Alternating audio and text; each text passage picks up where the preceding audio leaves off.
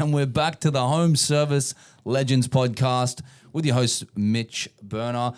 And I want to remind everybody this week that I never thought I'd be saying this, but 70% of people who watch this are not subscribed. So please subscribe to the channel if you enjoy the content that we're putting out. And let's kick off today's episode. I'm here with Dylan Gledhill from my team here at Legendary, an absolute legend, a legend of the sales industry. And, I thought today, Dylan, we could have a little bit of a chat about what it's like to be in a sales role.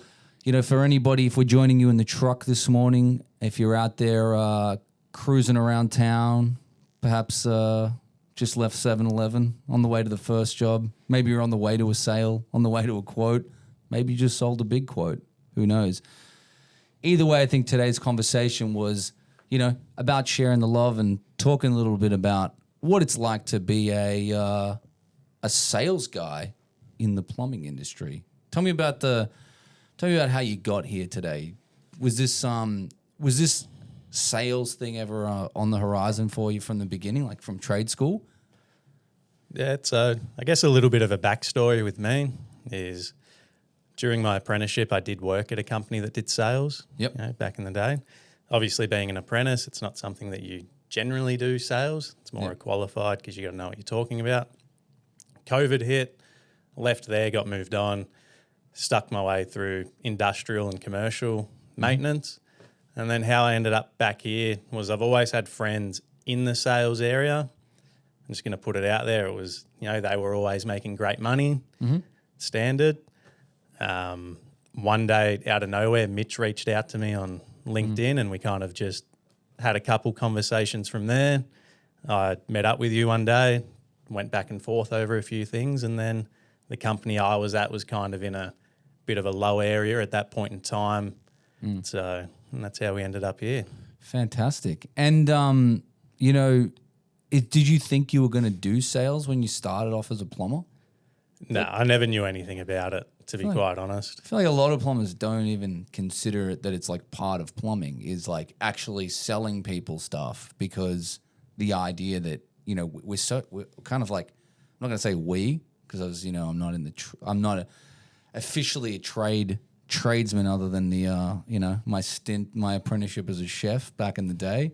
But effectively, I think we forget that, we live in a world where people are allowed to have stuff, right? And we think like we got to go in there and fix what they need fixed, and then we're out of there. Like, how's that been, did you go through that transition of like, everybody just needs their stuff fixed to like, oh, some people actually want more than just their stuff fixed? Did you find that like an interesting process to go through? Did you go through that process, or did you kind of have this idea from the beginning that everybody wants to buy stuff? No, so I never really considered it, because like I've been in roles where I've had to go out. You're the first point of contact for customers, and it's always just been, I've always just gone there. It's a burst pipe, always just dug it up quickly and repaired it as fast as you can. Took no initiative looking around the house or asking them any questions to see whether or not they have anything else they need doing. It was always just, go. Just get it done, get in and out. Quicker you get in and out, it costs them less money, blah, blah, blah. Yeah.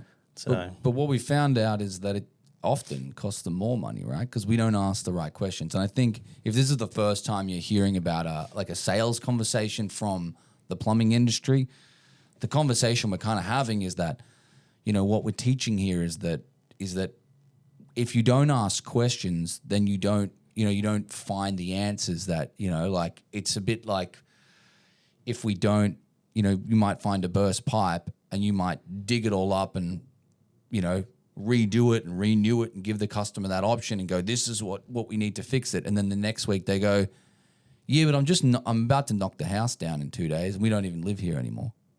Like, oh, well, in that case, we could just cap it. Yeah. We don't need to fix it, right? So like, that's probably a very, basic example of the idea that like, if you don't ask what their plans are, you don't ask more information about what they want to do, then even something like repairing a burst, they're like, we don't live here. We don't need it fixed. because we're about to knock the house down and they're going to renew all the water lines. Like, so you did cost them more, you know, like because we didn't ask the questions. And I think this is what we're trying to get at every day here, right? We're trying to get to the point that customers have, you know, they have a life going on. They got stuff going on. They, you know, if we don't ask the right questions, we just don't get the right answers, right? Yeah, exactly. And do you find like how do you feel as a plumber that's now moved into a sales role? You feel like it's like opened up some doors for you and opened up some opportunities to grow? Did you feel stuck? I don't know, actually, let me ask this question. Did you feel stuck as a plumber? Like when you're just doing the plumbing, like do you kind of think, where do I go next? Yeah, that's always been a big thing with me, is always, I guess, growing in a career. Mm-hmm. So I've always, you know, gone to companies before and then I've hit a wall and that's it. And then for me, it's like, well, I don't want to be here anymore if I can't progress any further. And that's another thing. A lot of companies are like that, where they don't want to give you the inside information. They, you know, they're afraid that you're going to take all their clientele and run off from there. So working with a fair few companies, I've found that like you'll just hit a spot, and the reason they don't want you to become like a supervisor or quote is because now you've got the inside information on their company and how they operate, and you're effectively going to take it and run. Yeah. So that's called limiting beliefs, right? That's a limiting mindset that like there's only so much work or there's only so much opportunity out there that we've got to keep everything to ourselves. If you work somewhere where you don't know what the turnover is, or you don't know what the profit margins are, or you don't know much about the business, then, you know, I'd be asking those questions, right? I'd be, you know, and as a business owner, I would be, you know, opening those up to your team, because like that's full transparency. They need to understand what goes in and so what comes out, because I think most people would be surprised that there's a lot less on the other end than they thought. You know, we used to talk about like everybody thinks their boss is like, you know, Scrooge McDuck,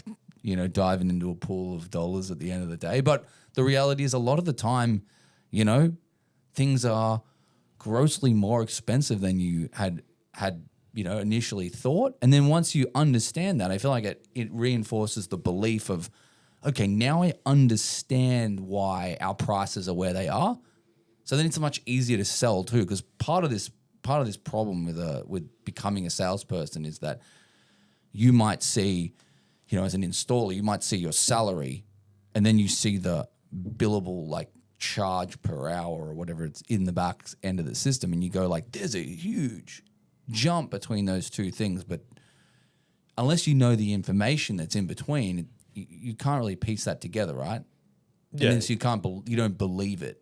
Yeah, exactly. Like I've seen back end numbers and everything, and yeah, people will look at a job and be like, for instance, at $600, it only took an hour, you know, something like that. So you look at it and they're looking at their wage. Let's just say their wage is $50 an hour. They're going, oh, but I'm $50 an hour and you've charged $600 for such a small job, and it was $100 in parts or materials. But then when you actually break it down, you've got all their super on top of it. You've got their travel in the car to the job, fuel, uniforms, all other associated costs, people in the office. Like, you're covering so much more than just $50 an hour here. Yeah. Days off. Yeah. 260 of the 365 days of the year are working days, right? And business owners, I'm hoping this is inspirational, because it is certainly to me, that, you know, we can have this conversation, you know, with our team, and they understand where things are, and they understand like the highs and the lows and the good and the bad. And we were just talking the other day about, you know, we had a tough day on the Google ads front. And, you know, I think there was a day last week where it was a little quiet. We got one lead, and the lead was $760. You know, it's like, if you don't understand that, and you're going to the customer's house and the job's $500, and they go, geez, that's a ripoff. It's like, well, we actually paid $760 just to get the lead. Plus, you know, and that happens, right? We have great Google ads marketing, but sometimes it's just off. Like sometimes Google just spends a fortune and there's just not that many leads out there. Like it happens, right? Especially in such a niche market that we're working in. So I'm glad we can have that conversation and talk about that. What do you reckon? What do you reckon if you're like a sales guy, or let's say you're a plumber in the truck and you've thought about sales? What do you think the first steps are? Like what kind of like helps people get to moving towards that role? Yeah, I think the first steps are obviously you need to find a company that's willing to train you in it. It's not something that you can just join a random company and go, I want to do quoting. And then they just send you out in the field. There is a bit of like an art to it. I guess you got to be able to talk to customers, etc. It'd be finding a nice company, especially ones that are willing to train you up. If they're not willing to invest in you, then you're not going to go anywhere. Yeah, and it's really hard. And I think people have to understand that it's like we talk about. It's like going to the gym. You know, you're not going to get a six-pack on day one. It's physically impossible. You cannot go to the gym, no matter how good you are, how much time you spend in the gym. Day one, week one, you're just not going to get a six-pack. It's just not humanly possible. And I think the same for sales, right? It's just you have to accept that you have to maybe go back a little bit in order to go massively forward, right? You have to go, you might have to take a pay cut or take a haircut on something, or you might have to just go back a little bit, but the reward should be worth it. And you're right, the first step is just finding somewhere that nurtures that and wants to help you grow. There are so many good Australian businesses out there that, you know, so many plumbing businesses that we've been to, you know who you are, business owners, that nurture and care about their people and they do right by their people. We went to some offices in Sydney last week and saw some great teams, like guys really working hard to help their team, you know, fulfill their goals, help their families, move them along in life. And, you know, I think you just got to find one of those, right? Yeah, exactly. And do you think that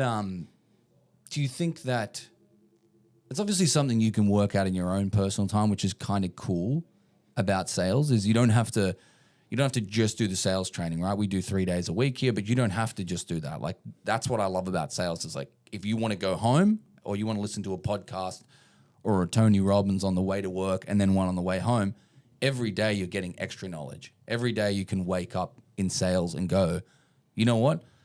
Today it's, you know, my destiny's set kind of by me. And if I want to go to the next level today, it's up to me. Yep. Yeah, I think exactly. that's what's cool about it, right? It allows you to create your own destiny. And I think if you're in control of your own destiny, then, you know, the hardest thing about this role is you have to be accepting of the fact that if, you know, it's very much reflected in the paycheck. If your paycheck is low, chances are it has something to do with you, right? Chances are it's not a bad lead. It's not you haven't learnt the skill yet, right? You haven't got the six-pack. So once you get that, you can then really grow and continue to grow. I mean, you've seen this yourself, right? There was a time in the beginning where you know, not every job was going across the line. You probably look back at some of those and go, I could have gotten that right now. Like, now that I've got more skill and got more understanding of the sales process, I can get this. I could get this across the line because I just didn't add enough value, right? And that's ultimately what we're selling here is value. What do you find customers resonate the most with in terms of like with value, offering value in the home? Like, what's something that somebody could do today that just will just help them? Like that, let's say they're out there, they're quoting, they're not a full sales guy, but they're just in the quotes, they're doing, you know, little quotes here and there for the business, and they want to really, you know, show the team that they can actually sell and they could create a sales role out of this. What's something you could do in the home? You're going to quote, you're in the truck right now, you're heading to your next quote.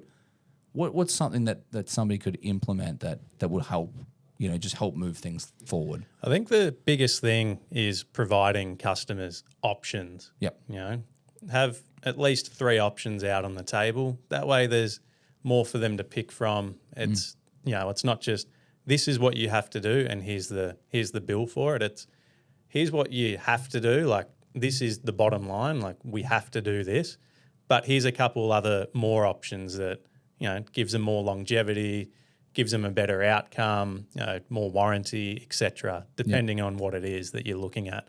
You know, you could go in for a toilet repair and it's like, well, we can spend this much and just repair the toilet, but I can't guarantee how much longer it's going to last. Like, it's in bad the toilet looks rough anyway, like it's got a crack in it already. Yep. Or we can replace the toilet with, something the same, similar toilet. Or if you really want like a top end toilet, something good quality, a longer warranty, we can go for something like this. Yep. And that's just giving them the option, letting them decide how they want to take it. Yep. And that just goes from there. That way the customer's in control. It's their home. This is kind of what we were talking about before. It's like we said this the other day, you're ripping off the customer if you just repair it. Yeah. And a lot of plumbers in the truck right now are going to boo and hiss, but the reality is you're ripping them off because they might not have thought they could have a new toilet, and whatever price that is, they're like, really, is that all it costs for a new one? Like, oh, I hate this toilet. I hate the cream color. Or I hate I've had this toilet since 1980. It doesn't flush that well, or it doesn't look right in my bathroom, or whatever it might be. That's where the rip-off occurs, is where you sell them on the repair. But so you spent their money on repairing something that they were like, I would have replaced that had I have known that was an option. So this is what we're really trying to get at, is making sure that you give customers options so that they can make the choice, right? Yeah, exactly. And it's just asking them questions. Like, going back to that, I've been at a customer's house before and it's like, okay, your toilet's clearly broken. Like, there's parts that are broken. And then they've gone, oh, we're actually renovating this bathroom next month and we're replacing that toilet. And it's like, okay, cool. So you're going to replace it anyway. How about we just replace it now then? Because you can then reuse the same toilet in your renovation instead of wasting money repairing it now and then buying a new toilet a month later, which you're already doing anyway. Yeah, that's so common too, isn't it? Yeah. People are like, well, we're renovating next week. So it's like, yeah, you can get the new toilet now and then you can take it out and then you can put it in your new bathroom. So we can do, and like, oh, I've already got them in the box in the back room. Like, great. Well, we didn't ask the question. We would have spent all this money repairing an old toilet that you're about to get rid of in 2 weeks. Yeah. So I think that's the key, right? So if you're in the truck today and you're going out there, give options to your customers. Allow them to make choices on their own and allow them to better understand what their options are, and be okay that people are allowed to buy stuff, right? They're allowed, if they got a plastic toilet, the next toilet they might want is a bidet. Who knows? But like, they're allowed to want that. They worked hard for to earn their money. And if they want to spend it if they've always wanted a bidet and they thought they were $7,000, but they're actually $2,000 or they're actually $1,500, whatever, let them know. Let them know how much that costs so that they can make those choices. And I think that's it's ultimately adding value, right? We're adding value. We're letting customers know things that they wouldn't ultimately know or that no other plumber has asked. And that's probably why you win a lot of work, right? Is just purely because the guy before you didn't give anything else, didn't give any options. Yeah. Do you think that sometimes I've had customers, say like, you don't even need 3 quotes because we gave you 3 quotes. We gave you 3 options. We gave you a repair, and then we gave you a replace, and then we gave you like a premium replace, right? So there is no need for getting 3 quotes because that's all the customer wanted, right? It's like when somebody comes in and only gives them 1 quote, it's like giving them 1 option. They have to get, they feel like they have to get 3 more quotes because like, was that it? Yeah, exactly. Is that my only option? Yeah. Okay. Yeah. I guess this guy's telling me that I got to fix it. Yep. Kind of wanted a new toilet. It's surprising too how many people don't ask. Like, oh, I wanted a new toilet. It's like, why didn't you say that? Yeah. Why didn't you ask that is the question. Why didn't we ask? Yeah, exactly. You should always be asking questions. Yep. Always. Try to get to the bottom of that. And I think, just landing the plane today, I really appreciate you coming in and, sharing your bits of wisdom and helping out people on the road. I think we should do this a little bit more often. Is there any parting wisdom you can give to a budding or a starting to move into advanced sales guy in a plumbing role? Is there any like tips, advice, anything you live by in the sales world that you think can help people each day? Yeah, it just goes back to options, asking questions, and then the biggest things, obviously, educating the customer as to why you've presented these options. Like I said before, if it's a toilet, this is going to repair your issue, this option here, but it's replacing parts. Like they may only come with 1 year warranty. Yeah. Or we can go spend a little bit more and you get a new toilet that comes with 5 years warranty, etc. And then you got the next one up from that. It's all about educating them and letting them make that decision. Yeah. You know, that's the one thing I like about working here is that we're not very pushy. Well, the team isn't pushy on you going, you have to sell the most expensive option to the customer. We always let the customer decide. Even when they do decide, we go back and go, are you sure? Yep, double check. There are cheaper options here. Are you sure you're happy with this one? Yeah, I want to do that one. Yeah. And for the record, guys, most customers choose Dylan's premium option. We're giving a premium mid-range economy, and so often the customer chooses I'll see it come through in the text being like, Dylan sold premium, blah, blah, blah. Like it's such a testament to like what you're doing and following through with that process, because it means that you're doing something right. Because again, what Dylan's essentially saying is if he sells someone on the premium option, they choose, I'm not going to say the most expensive, but the highest price, and it might be also the highest value. If they choose that option, he goes back to him and says, fantastic, Mrs. Jones, before we go ahead, are you 100% sure? Because there are two cheaper options. We literally use the word cheaper. There are two cheaper options. And the customer says, no, Dylan, this is what I want. And that's the best feeling, because you got the double opt-in, the double buy, to make sure that 100% they're happy. And that's why you got to, nothing but 5-star reviews from your customers. The team's happy, your customers are happy, you get the job done, your crew is happy, everybody's happy. You're making commissions, so sales are going good. The lifestyle is increasing, things are getting better, and it's just a good place to be, right? You're giving customers great options, and you get rewarded for that. Customers are happy, you're happy, you're looking after the family, looking after the team, looking after everybody around you, and we can't be thankful enough for the work that you do. So thank you for coming in and sharing your wisdom today. If anybody wants to know more about what we're doing here, we do a shop tour every Friday. I'll put the link below where you can come and do a shop tour with the team. We might even see if we can get Dylan there. If anybody wants to pick his brain and find out more about what he's doing and what he's doing out in the field, maybe offer a couple ride-alongs at some point. If somebody wants to come and get the team out there. And again, if you guys like what the content that we're putting out, please make sure you subscribe. And I'll pop the links below. If you want to know anything, speak to us, message us, get in touch with us, and we can't thank you enough, team. So thank you all, and we'll see you on the next one. Take care.